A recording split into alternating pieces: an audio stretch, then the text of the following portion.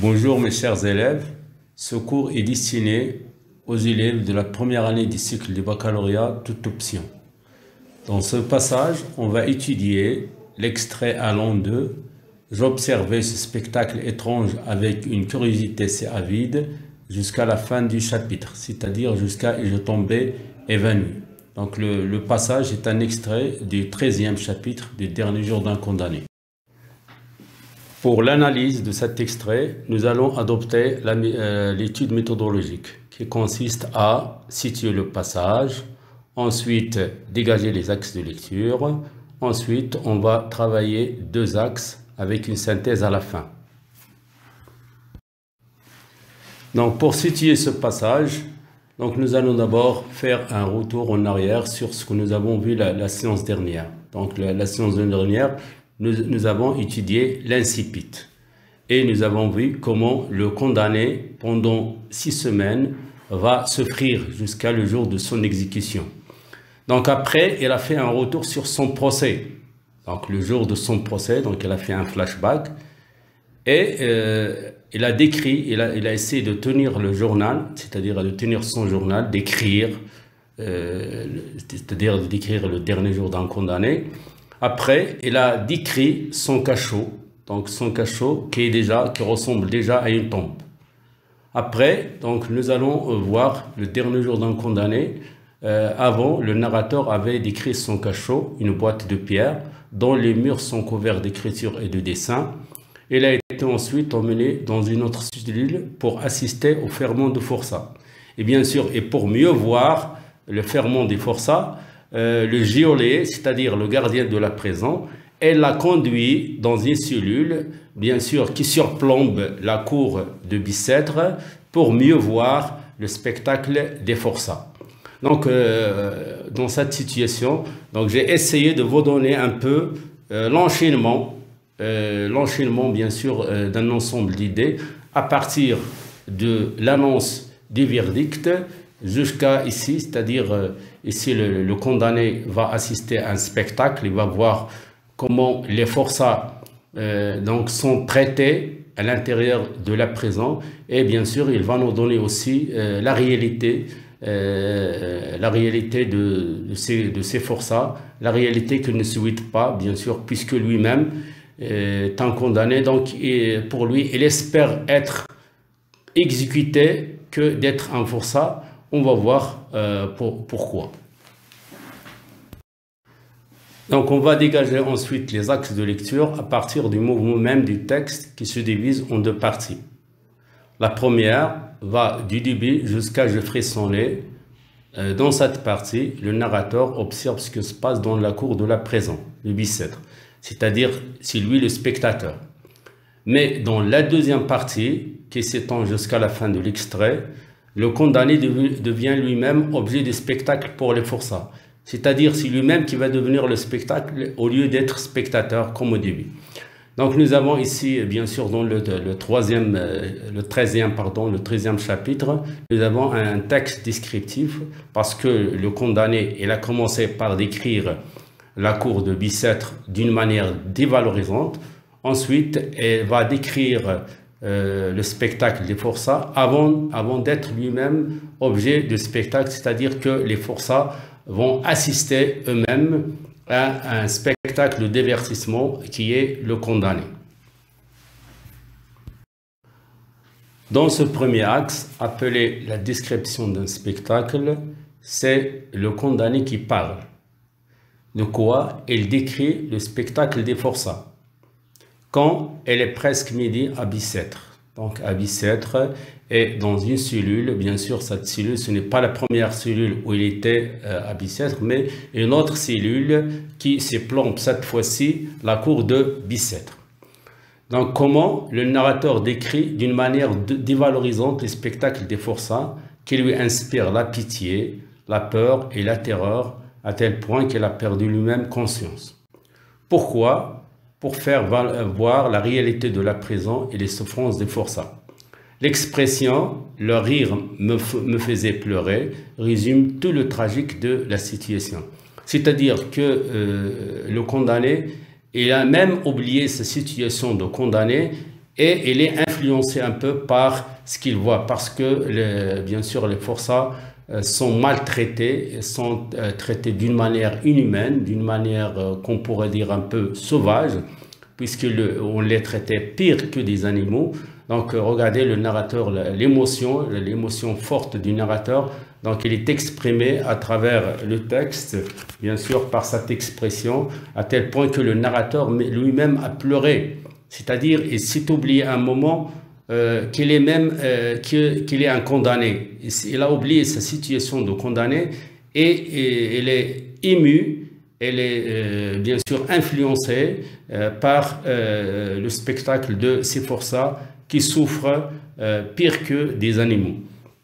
Donc, comme j'ai dit, je vais vous lire quelques réactions du condamné.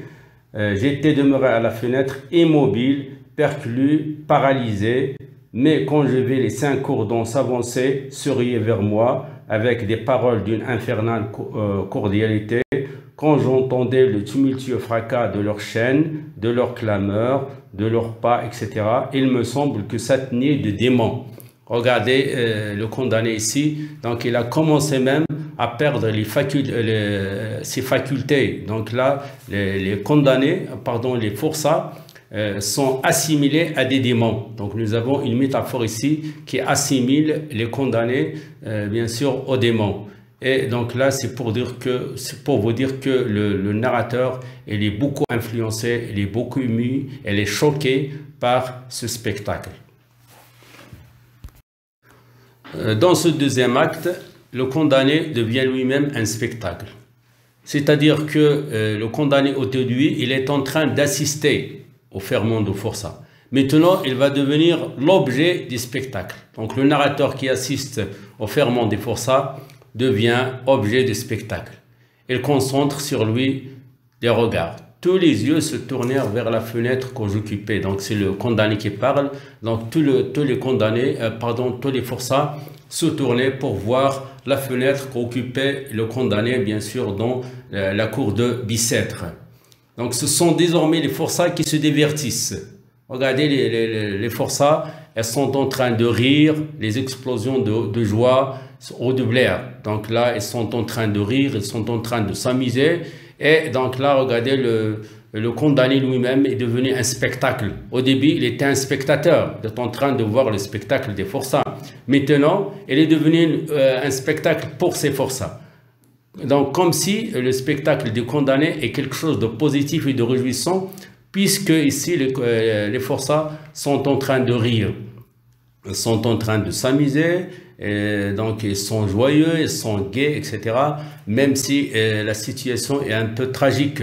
Donc regardez, bien sûr, la parole du condamné résume un peu la situation antithétique dans laquelle il se trouve. Donc là, regardez, il a dit, leurs rires me font pleurer. Donc regardez, les forçats, eux, ils sont en train de rire, alors que le condamné lui, il est en train de pleurer. Donc ce qui s'oppose à l'extrême trouble et à la peur de panique du narrateur qui est paralysé et qui commence à perdre le sens du réel. C'est-à-dire que le condamné ici, donc là, elle était paralysée. Regardez la réaction, le mot paralysé, c'est-à-dire immobile, il ne veut pas bouger. Et il a commencé même à perdre le sens du réel. Pourquoi? Puisqu'il a assimilé, comme je viens de dire, parce qu'il a assimilé les forçats, bien sûr, aux démons. Donc en effet, donc, il entre dans un cauchemar éveillé et lui semble qu'une nuée de démons escaladait sa misérable cellule. C'est-à-dire que comme si les forçats étaient des démons qui sont en train de monter dans sa cellule, et de là la justification bien sûr de sa réaction de la faim, parce que le condamné commence à réagir d'une manière violente. Regardez qu'est-ce qu'il a dit à la fin. Il a dit « Je poussais un second cri d'angoisse et je tombais évanoui ». C'est-à-dire qu'à la fin du spectacle, c'est le condamné qui va s'évanouir, qui va perdre complètement conscience. Et bien sûr, après, on va le transporter dans l'infirmerie à l'intérieur même de la prison de Bicêtre. Ainsi, on pourra dire comme synthèse que dans le passage, l'auteur vous montrait que le condamné et les forçats représentent les deux faces d'une même réalité, d'une même souffrance, le narrateur a dit « la grève est sourde de talent ». Donc les réactions du narrateur viennent souligner la situation tragique dans laquelle il vit. Elle est pétrifiée et elle frissonne. Et à la fin de l'extrait, elle tomba évanouie comme on vient de dire. Seulement, dans cette synthèse, j'essaierai de souligner que les forçats appellent aussi le condamné leur camarade. Ils l'appellent notre camarade, leur camarade. Pourquoi? Parce que donc là, ce sont les deux faces d'une même réalité. Ça veut dire quoi les deux faces d'une même réalité? C'est-à-dire que les forçats et les condamnés à mort vivent les mêmes souffrances. Ainsi, la rencontre avec ceux qui partent pour le bagne de Toulon annonce celle du Frioche. Le Frioche, lui, qui revient des travaux forcés au chapitre 23. Donc, bien sûr, comme j'ai dit, donc dans ce chapitre, le condamné va être exécuté et le Frioche, il va le remplacer dans sa cellule à Bicêtre. Et aussi, nous avons ici un autre argument de Victor Hugo qui dit que la prison de Bicêtre ne désemplit pas. C'est-à-dire il est toujours rempli. Et donc, c'est un argument pour lui que le taux de criminalité est en nette augmentation. Donc, il revient aussi, il renvoie aussi au chapitre 48. Chapitre 48 dans lequel on va voir le condamné qui va marcher vers la mort. Donc c'est aussi un autre spectacle. Donc il y a autant de spectacles, mais ce sont des spectacles tragiques. Ce sont des spectacles tragiques qui relatent une même réalité. C'est la réalité des présents à l'époque. Donc ce sont les mêmes souffrances, ce sont les mêmes peines et c'est ce que le condamné essaye de nous montrer à travers, bien sûr, ce spectacle des forçats. Donc je vous renvoie à lire, bien sûr, à lire la suite, c'est-à-dire à lire les autres chapitres, bien sûr, parce que nous, on essaye de vous donner une progression à travers l'étude des chapitres clés,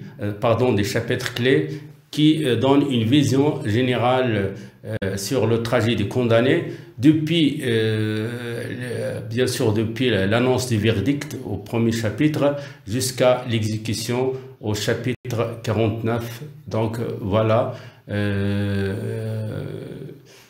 vous remercie de votre attention et à la prochaine fois, mes chers élèves.